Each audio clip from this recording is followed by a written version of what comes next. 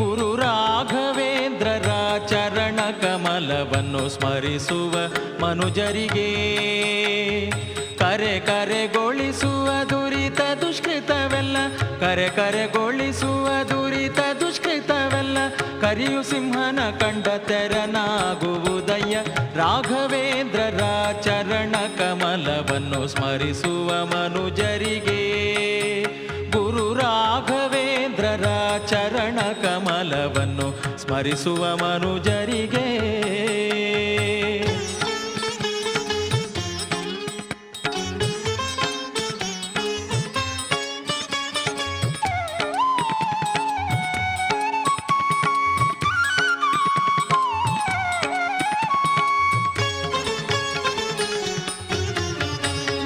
ಅಂಧಕರಿಗೆ ಚಕ್ಷುವಂಧ್ಯಯರಿಗೆ ಸುತರು ಬಂದವರಿಗ